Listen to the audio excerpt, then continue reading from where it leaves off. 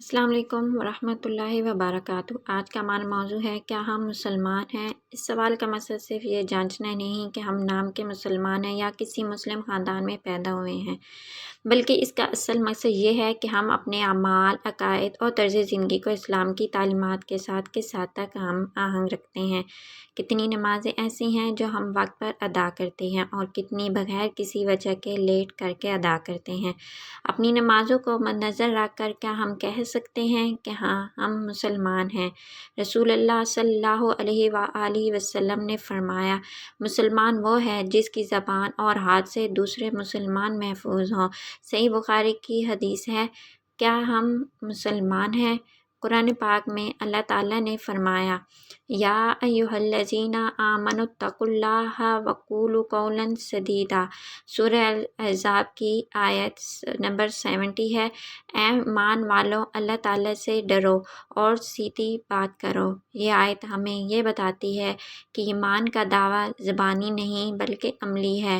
ایمان کا تقاضا یہ ہے کہ ہم اپنی زندگی کے ہر پہلو میں اللہ کی رضا کو مد نظر رکھیں۔ کلمہ طیبہ کی حقیقت۔ ہم روزانہ کئی بار کلمہ طیبہ پڑھتے ہیں، لا الہ الا اللہ محمد الرسول اللہ، لیکن کیا ہم اس کلمے کے مفہوم کو اپنی زندگی میں عملی طور پر اپناتے ہیں؟ لا الہ الا اللہ کا مطلب ہے کہ اللہ کے سوا کوئی معبود نہیں، یعنی ہم اللہ کی توحید کو تسلیم کرتے ہیں، لیکن کیا ہم اپنی روزمرہ زندگی میں اللہ کے احکامات کے مطابق چلتے ہیں؟ کیا ہم اپنی خواہشات، معاشرتی دباؤ یا دیگر غیر ضروری چیزوں کو اللہ کے حکم پر فوقیت دیتے ہیں؟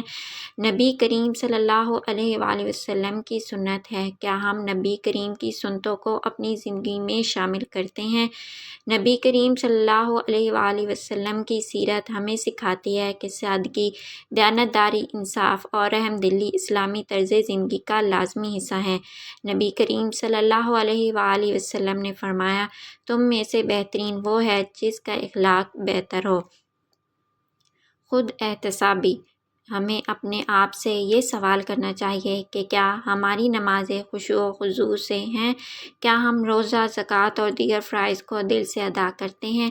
کیا ہمارے دلوں میں دوسروں کے لیے محبت، ہمدردی اور انصاف ہے؟ کیا ہم جھوٹ، غیبت اور حسد سے بچتے ہیں؟